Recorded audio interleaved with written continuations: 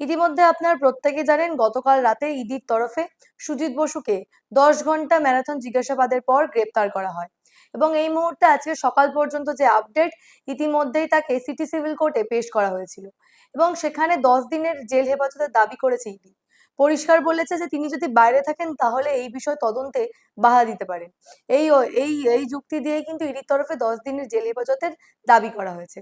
তবে আজকের এই আদালতে পেশ করার আগে পর্যন্ত ঠিক যে যে আপডেট এখনো পর্যন্ত উঠে আসছে, যার জন্য মূলত এই প্রতিবেদন করা।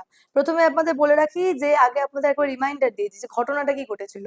একেবারে পুরনিয়োগ দুর্নীতির ক্ষেত্রে বারংবারই সুজিত বসুর নাম উঠে আসছিল এবং পুরনিয়োগ দুর্নীতিতে অন্যায়ভাবে 150 জনকে চাকরি দেওয়ার কথা বলা হয়েছিল এবং ইডির কাছে যে তথ্য উঠে আসছে রীতিমতো এই বেনিয়মে চাকরি দেওয়ার মামলায় প্রায় 8 কোটি টাকা কিন্তু সুজিত বসু সহ তার পরিবারের সদস্যদের অ্যাকাউন্টে পাঠানো হয়েছে, তার ধাবার অ্যাকাউন্টে প্রায় কোটি কোটি টাকা পাঠানো হয়েছে বলে ইতিমধ্যেই কিন্তু ইডির তরফে অভিযোগ করা হয়েছে।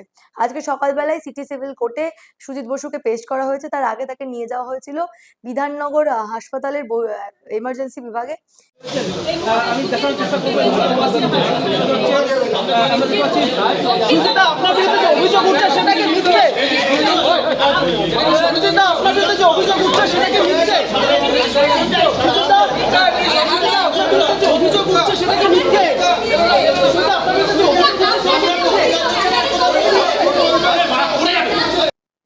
গতকাল ম্যারাথন তল্লাশিতেও একই প্রশ্ন বারংবার করা হয় যে এত অঙ্কের টাকা তার অ্যাকাউন্টে আসছে কি করে।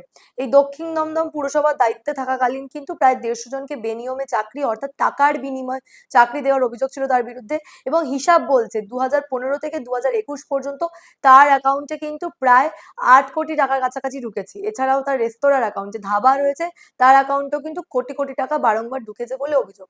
যদিও এর আগে বিভিন্ন সময় ইডির দপ্তরে হাজিরা দিতে বারণ করেছিলেন, হাজিরা দিতে যাননি সুজিত বসু। তবে গতকাল তিনি হাজিরা দিতে যেতে বাধ্য হন, তার আইনজীবীকে সঙ্গে নিয়ে গেছিলেন। কিন্তু তার আইনজীবী আজকে আদালতেও জামিনের দরখাস্ত করে, কিন্তু ইডির তরফে পরিষ্কার যুক্তি দেওয়া হয়েছে যে তিনি বাইরে থাকলে আবারও তদন্তে বাধা দেবেন এবং যার জন্য 10 দিনের জেল হেফাজত প্রয়োজন আবারও সিটি সিভিল কোর্টে পরিষ্কার জানিয়ে দেয় ইডির আইনজীবীরা। এবং আজকের এই বিষয় নিয়ে দিলীপ ঘোষ কি বলছেন? একেবারে দীর্ঘদিন ধরে বিজেপির গুরুত্বপূর্ণ পদে ছিলেন দিলীপ ঘোষ। দুর্নীতি তদন্তে প্রথম গ্রেপ্তার প্রাক্তন দমকল মন্ত্রী সুজিত বসু।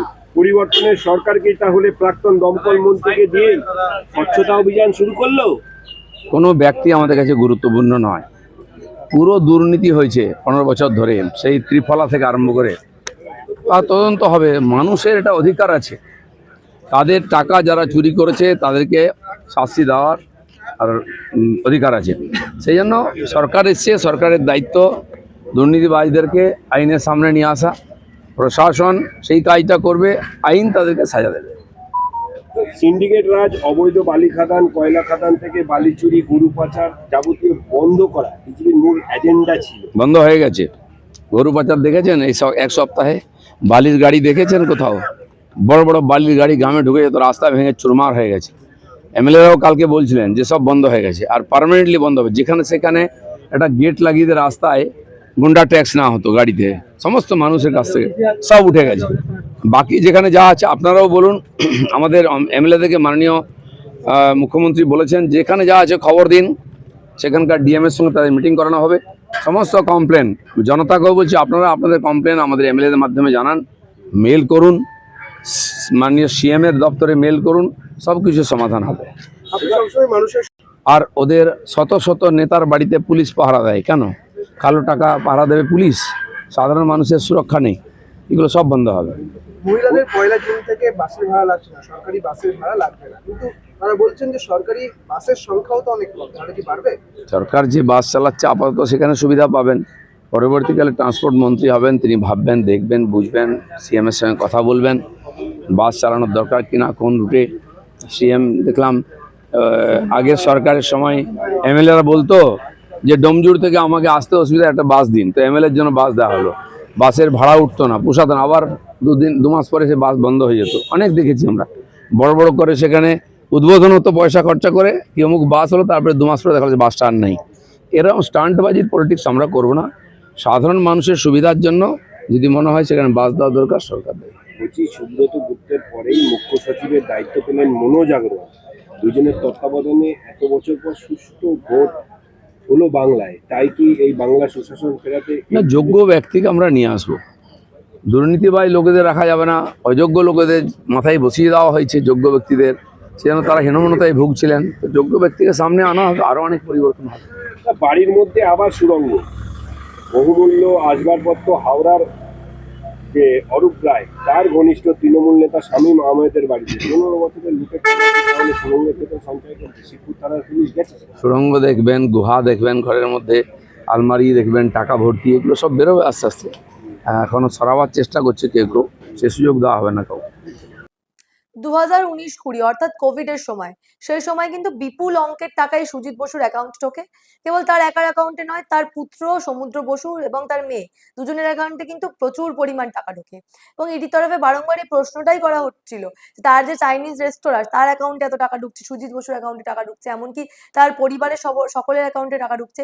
এই এত পরিমাণ বিপুল অঙ্কের টাকা আসছে কোথা থেকে, যার কোনো সঠিক জবাব সুজিত বসুর তরফে দিতে পারেননি তিনি। এমনকি গতকালের প্রায় 10 থেকে 11 ঘন্টার ম্যারাথন জিজ্ঞাসাবাদেও তিনি এই বিষয়ে কিছু বলতে পারেননি। তার বক্তব্যে একেবারে অসঙ্গতি দেখা যায় এবং ঠিক তারপরে ইডির তরফে তাকে গ্রেপ্তার করা হয়। এবং প্রত্যেকবারের ন্যায় যাতে আর কোনো রকম কোনো সমস্যা না হয়, একেবারে অসুস্থতার নাটক যাতে না করতে পারে, প্রথমেই কিন্তু বিধাননগর হাসপাতালে নিয়ে যাওয়া হয়। যদিও এটা নিয়ম, কোর্টে পেশ করার আগে একবার হাসপাতালে নিয়ে যেতে হয়। ফলে বিধাননগর হাসপাতালের জরুরিকালীন বিভাগে তাকে নিয়ে যাওয়া হয় এবং সেখান থেকে সরাসরি আজকে সকালবেলা সিটি সিভিল কোর্টে তাকে পেশ করা হয়।